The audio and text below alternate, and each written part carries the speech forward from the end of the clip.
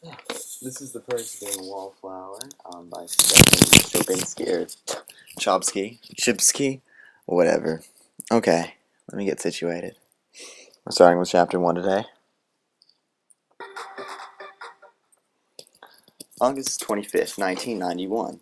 Dear friend, I am writing to you because she said you'd listen and understand and didn't try to sleep with that one person at the party, even though you could have. Please don't try to figure out who she is because you might figure out who I am, and I really don't want you to do that. I will call people by different names or generic names because I don't want you to find me. I didn't enclose a return address for the same reason. I mean nothing bad by this. Honest. I just need to know that someone out there listens and understands and doesn't try to sleep with people even if they could have. I need to know that these people exist. I think you, of all people, would understand that because I think you, of all people, are alive and appreciate what that means. At least, I hope you do, because other people look at you for strength and friendship, and it's that simple.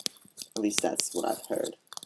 So, this is my life, and I want you to know that I am both happy and sad, and I'm still trying to figure out how that can be. I try to think of my family as a reason for me being this way, especially after my friend Michael stopped going to school one day last spring and we heard Mr. Vaughn's voice on the loudspeaker.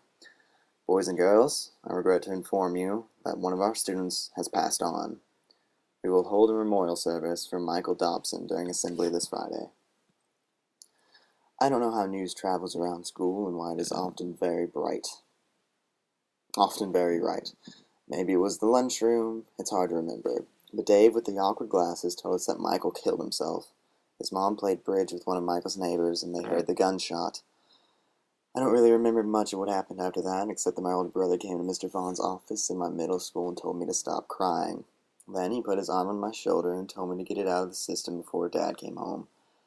He then went to go eat french fries at McDonald's, and he taught me how to play pinball. I even made a joke that that because of me he got to skip an afternoon to school and asked me if I wanted to help him work on his Camaro. I guess I was pretty messy because he never let me work on his Camaro before.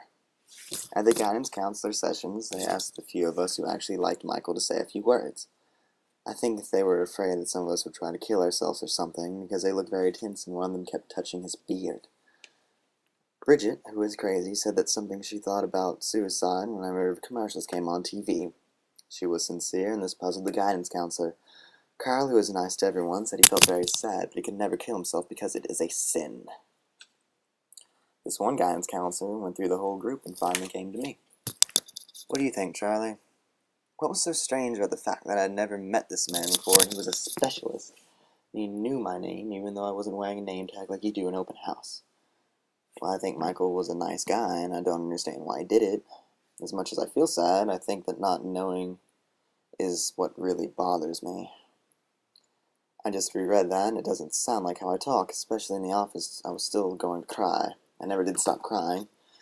The counselor said that he suspected that Michael had problems at home, and then didn't feel like he had anyone to talk to.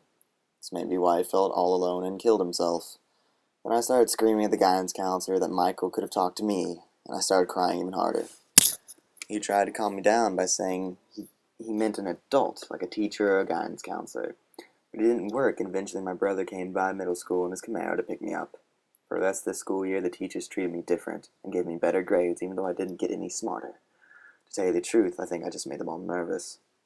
Michael's funeral was strange because his father didn't cry. 3 months after he left Michael's mom. 3 months later, he left Michael's mom, at least according to Dave at lunchtime. I think about it sometimes. I wonder what went on in Michael's house around dinner and TV shows.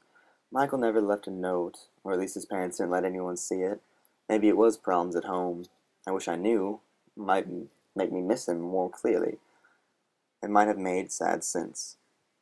One thing I do know is that it makes me wonder if I have problems at home. But it seems to me that a lot of other people have it a lot worse. Like when my sister's first boyfriend started going around with another girl and my sister cried for a whole weekend. My dad said, there are other people who have it a lot worse. My mom was quiet. And that was that. A month later, my sister met another boy and started playing happy records again. And my dad kept working and my mom kept sweeping. My brother kept fixing his Camaro. That is, until he left for college at the beginning of the summer. He was playing football for Penn State, but he needed the summer to get his grades right to play football. I don't think that there is a favorite kid in our family. There are three of us, and I'm the youngest. My brother is the oldest. He's a very good football player and likes his car. My sister is very pretty and mean to boys, and she's in the middle. I get straight A's now, like my sister, and that is why they leave me alone. My mom cries a lot during TV programs. My dad works a lot and is an honest man. My Aunt Helen used to say that my dad was going to be too proud to have a midlife crisis. It took me until just around now to understand what she meant by that, because he just turned 40 and nothing has changed. My Aunt Helen uh, was my favorite person in the whole world. She was my mom's sister. She got straight A's when she was a teenager, and she used to give me books to read.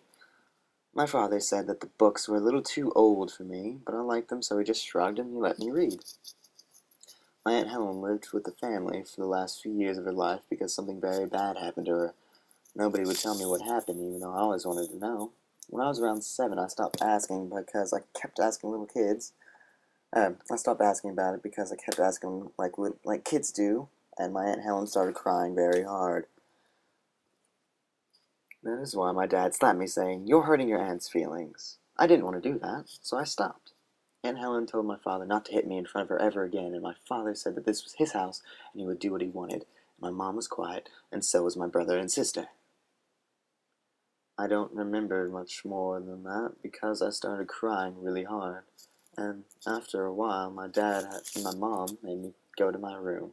It wasn't until much later that my mom had a few glasses of white wine and told me what happened to her sister. Some people really do have it a lot worse than I do. They really do.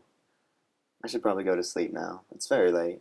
I don't know why I wrote a lot of this down for you to read. The reason I wrote this letter because I start high school tomorrow, and I'm really afraid of going.